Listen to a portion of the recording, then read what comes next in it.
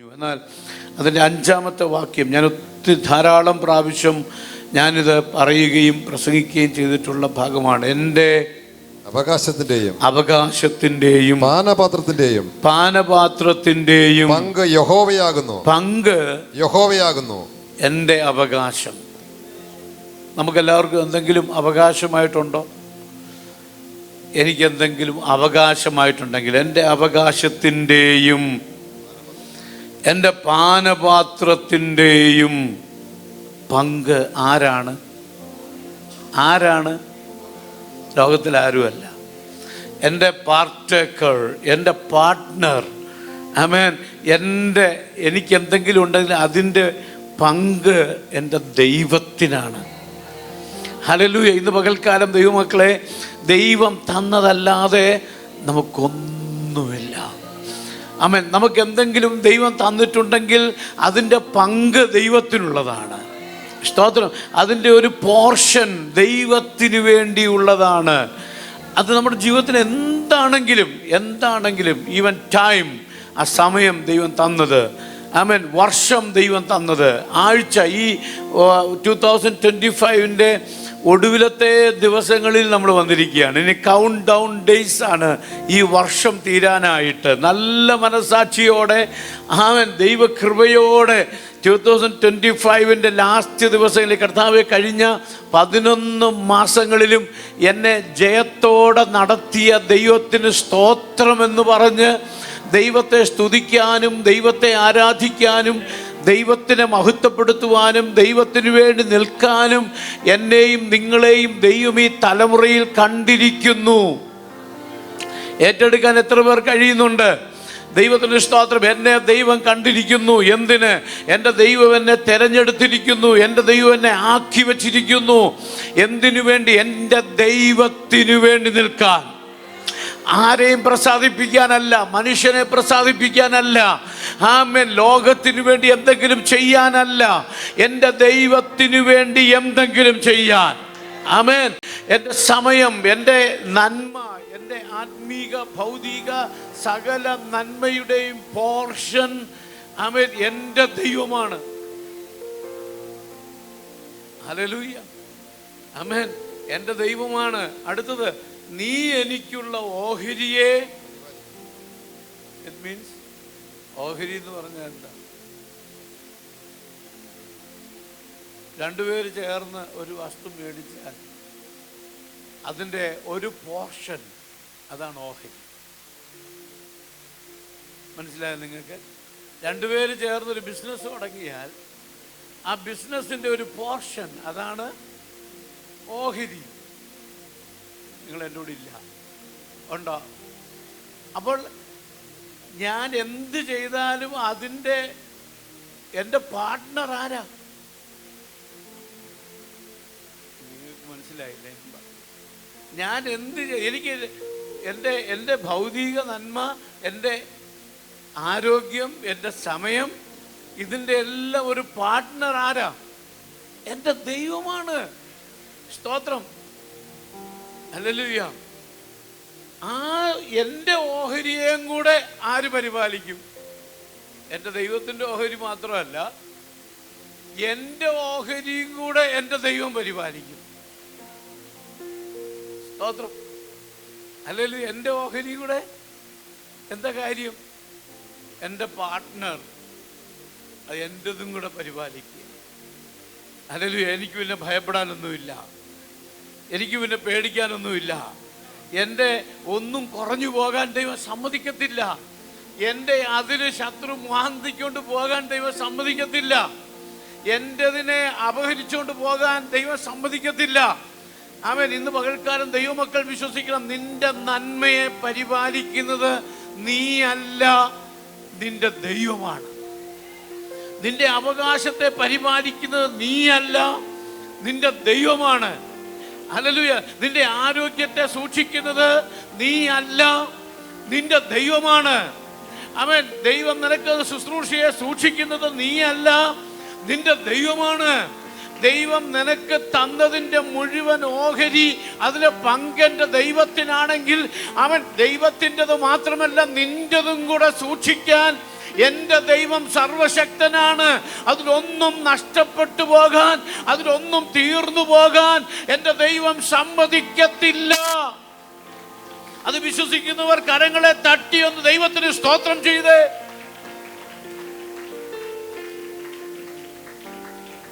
യേശുവിൻ്റെ നാമത്തിൽ ഇന്ന് പകൽക്കാലം ഒരു അഭിഷേകത്തിന്റെ ശക്തി ഇവിടെ വ്യാപരിക്കുന്നുണ്ട്, ഒരു കൃപ വ്യാപരിക്കുന്നുണ്ട്. നിന്റെ നന്മയ്ക്കെതിരെ കണ്ണുവച്ചിരിക്കുന്ന അന്ധകാര മണ്ഡലമുണ്ടെന്ന് നിന്റെ അനുഗ്രഹത്തെ തട്ടിക്കൊണ്ടുപോകാൻ, നിന്റെ ആരോഗ്യത്തെ അപഹരിച്ചു കളയാൻ, നിന്റെ സന്തോഷത്തെ അപഹരിച്ചു കളയാൻ, നിന്റെ തലമുറയെ അപഹരിച്ചു കളയാൻ ദുഷ്ട പിശാച് ശക്തിയോടെ അവൻ ഏറ് കണ്ടിട്ട് അവൻ കണ്ണുവെച്ച് നിന്റെ നന്മയെ അപഹരിക്കാൻ പദ്ധതി ഇടുമ്പോൾ, അവൻ പ്ലാൻ ഇടുമ്പോൾ, പരിശുദ്ധാത്മാവ് ഇന്ന് പകൽക്കാലം സഭയോട് ദൂത് പറയുന്നു, നിന്റെ ഒരു ചെറിയ നന്മ പോലും, നിന്റെ മൊട്ടുസൂചി പോലും, നിന്റെ ഈ കഷ്ടപ്പെട്ട അധ്വാനത്തിന്റെ ഒരു ഫലം പോലും ശത്രു അപഹരിക്കാൻ സമ്മതിക്കത്തില്ല. കാരണം നിന്റെ ഓഹരി, അതിന്റെ നന്മയുടെ പോർഷന്റെ അവകാശിയായി ദൈവം നിന്റെ നന്മയും കൂടെ സൂക്ഷിക്കാൻ ശക്തൻ.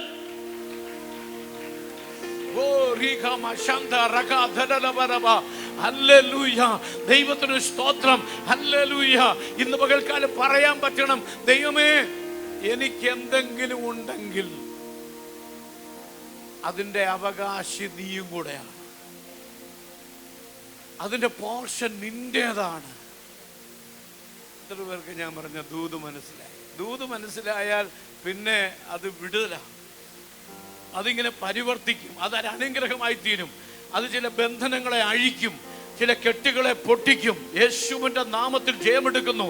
ദൈവിക വിടുതലുകൾ വ്യാപരിക്കും യേശുവിന്റെ നാമത്തിൽ. ഇന്ന് പകൽക്കാലം ചില ദൈവപ്രവർത്തികൾ ചില കുടുംബത്തിനകത്ത് ചില നന്മകളെ അപഹരിച്ചു കളയാൻ ശത്രു പദ്ധതിയിട്ട് അവൻ നിനക്കെതിരെ വാദിച്ചു നിൽക്കുന്ന ഈ സമയത്ത് നിന്റെ നന്മയെ തൊടാൻ ദുഷ്ട പിശാചിനെ സമ്മതിക്കാതെ വണ്ണം പത്രോസിനോട് പറഞ്ഞു, നിന്നെ പലവട്ടം പാറ്റിക്കളയാൻ.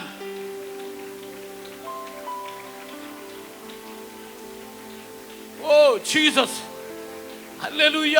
പതിർമാറ്റുന്നത് പോലെ നിന്നെ പാറ്റിക്കളയാൻ ദുഷ്ടപിശാച് പല പ്രാവശ്യം എന്നോട് അനുവാദം ചോദിച്ചു. കാരണം ഇത് ദൈവത്തിന്റെ, പത്രോസ് ദൈവത്തിന്റെ വകയാ, ഇയ്യോബ് ദൈവത്തിന്റെ വകയാ. ആമേൻ. ഇയ്യോബിന് ചുറ്റും വേലി കെട്ടിയത് ആരാ? ദൈവമാണ്. കാരണം അവൻ ഇയ്യോബിനുള്ളത് മുഴുവൻ ദൈവത്തിൻ്റെയും കൂടെ ആയിരുന്നു. അതുകൊണ്ട് വേലി കെട്ടിയതാരാ?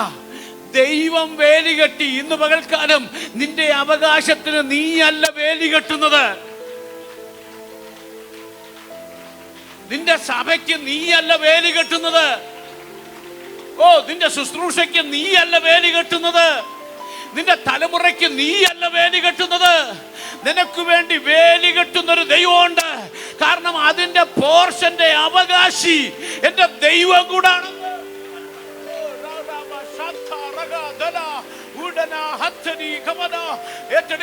പ്രാപിച്ച ദൈവമക്കൾ ഇതിനകത്തുണ്ടെങ്കിൽ അവർ ദൈവത്തിന് സ്തോത്രം ചെയ്യണം. യേശുവിന്റെ നാമത്തിൽ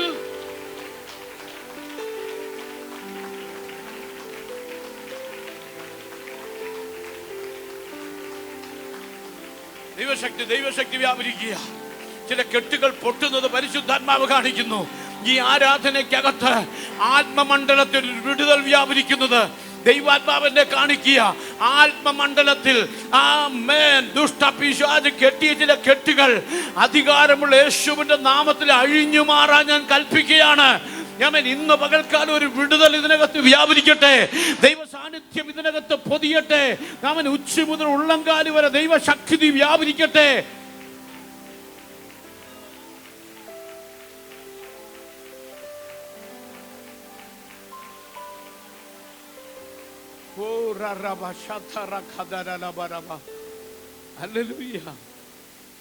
യോബ് എൻ്റെ അടുത്ത് പിശാചു എന്ന് പറഞ്ഞത് എനിക്കവനെ തൊടാൻ പറ്റണില്ല. ഞാൻ എത്ര ദിവസമായിട്ട് ശ്രമിക്കുക ഇയ്യോബിനെ ഒന്ന് തൊടാൻ, ഇയ്യോബിനെ ഒന്ന് തകർക്കാൻ, ഇയ്യോബിനെതിരെ ഒന്ന് വാടകോരാൻ, അവനെ നശിപ്പിച്ചു കളയാൻ. എത്ര ദിവസമായിട്ട് നോക്കുക, നിന്റെ വേലിക്കകത്തോട്ട് കയറാൻ എനിക്ക് പറ്റുന്നില്ല. നീ കെട്ടിയിരിക്കുന്ന വേലിക്കകത്തോട്ട് കയറാൻ, അവൻ്റെ ഒന്നിനെയും തൊടാൻ എനിക്ക് പറ്റുന്നില്ല. അവൻ്റെ ആടുമാടുകളെ തൊടാൻ എനിക്ക് പറ്റുന്നില്ല. അവൻ്റെ ഭൗതിക നന്മകളെ തൊടാൻ എനിക്ക് പറ്റുന്നില്ല. അവൻ്റെ മക്കളെ തൊടാൻ എനിക്ക് പറ്റുന്നില്ല. ഇന്ന് പകൽക്കാലം ഇവിടെ വന്നിരിക്കുന്ന ദൈവാത്മാവ് ചിലരോട് സംസാരിക്കുന്നു. നിന്നെ തകർക്കാൻ പലരും ആവോള ശക്തിയോടെ പോരാടിയപ്പോഴും നിന്റെ തകർച്ച കാണാൻ കൊതിക്കുന്നവരുടെ നടുവിൽ നിന്നെ തല ഉയർത്തി നിർത്തുന്നത് നിനക്ക് ചുറ്റും വേലി കെട്ടിയ ദൈവ സാന്നിധ്യമാണെന്ന്.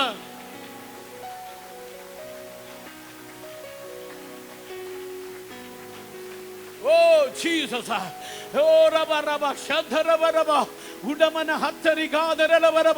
ദൈവ സാന്നിധ്യം ഇതിനകത്ത് ഒഴുകുന്നത്, പരിശുദ്ധാത്മാവിന്റെ നദി ഇതിനകത്ത് ഒഴുകുന്നത് ദൈവാത്മാവിന്റെ കാണിക്കുകയാണ്.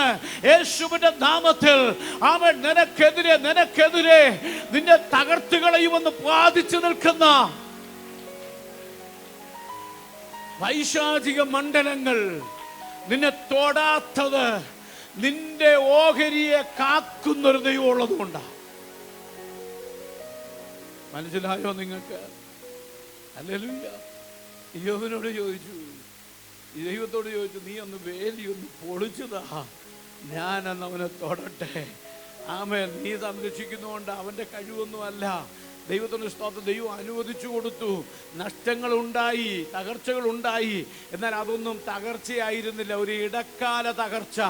ഭക്തന്മാരുടെ ജീവിതത്തിലെല്ലാം ഒരു ഇടക്കാല പ്രതിസന്ധികൾ വന്നിട്ടുണ്ട്. ഇടക്കാല പ്രതിസന്ധികൾ ഒന്നും ശാശ്വതമല്ല. നിന്ദിച്ചവരുടെ നടുവിൽ കൂടെ നിൽക്കേണ്ട സ്നേഹിതന്മാര് പോലും കൂറുമാറിയപ്പോഴും, ഭരിച്ചപ്പോഴും, ദുഷിച്ചപ്പോഴും, നിന്ദിച്ചപ്പോഴും അവിടെ യോബ് തകരുമെന്ന് വിചാരിച്ചു. ഇല്ല, നിന്ദിച്ചവരുടെ നടുവിൽ, തകർത്ത് കളയുമെന്ന് വാദിച്ചവരുടെ നടുവിൽ ഈ യോബിനെ ഇരട്ടിയായി അവന്റെ മുൻകാലങ്ങളെക്കാൾ പിൻകാലം അനുഗ്രഹമായി തീർന്നെന്ന് പറയത്തക്ക രീതിയിൽ ഉയർത്തിയ ഒരു ദൈവം ഉണ്ടെങ്കിൽ ഇന്ന് പകൽക്കാലം ആത്മാവിൽ ഞാൻ ദൂത് പറയുന്നു. യേശുവിന്റെ നാമത്തിൽ ചില ഉയർച്ചകൾ നിന്റെ ജീവിതത്തിൽ അവൻ ദൈവം കരുതി വെച്ചിട്ടുണ്ടെന്ന് പരിശുദ്ധാത്മാവ് സംസാരിക്കുക.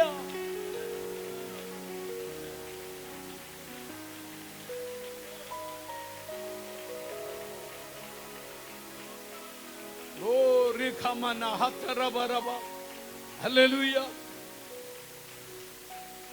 യോബിനെ കാണാൻ വേണ്ടി കഷ്ടതകല കാലത്ത് ഫ്രണ്ട്സൊക്കെ വന്നു.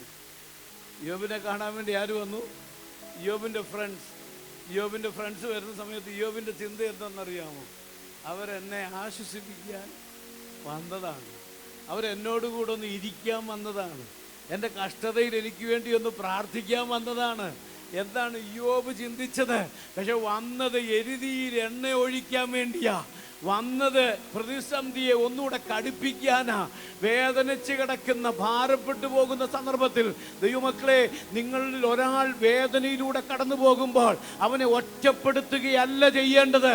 അവന് കൈ കൊടുത്ത് കൂടെ ഇരുന്ന് പ്രാർത്ഥിക്കാൻ പരിശുദ്ധാത്മാവ് ദൂത് കൈമാറുക.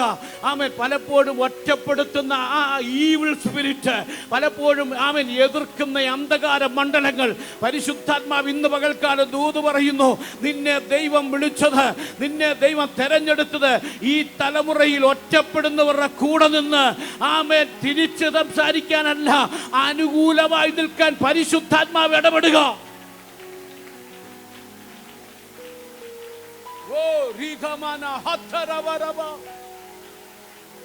ദൈവ സാന്നിധ്യം ഈ ഹോളിനകത്ത് നിറയുന്നത് പരിശുദ്ധാത്മാവിനെ കാണിക്കുന്നുണ്ട്. ഒരു വലിയ പരിശുദ്ധാത്മാവിന്റെ നിറവിനകത്തേക്ക് ദൈവം എന്നെയും നിങ്ങളെ കൈപിടിച്ചിറക്കുക. ഏറ്റെടുക്കുക. കൃപ പ്രാപിച്ചവർക്കായി ഞാൻ ദൈവത്തെ സ്തുതിക്കുക.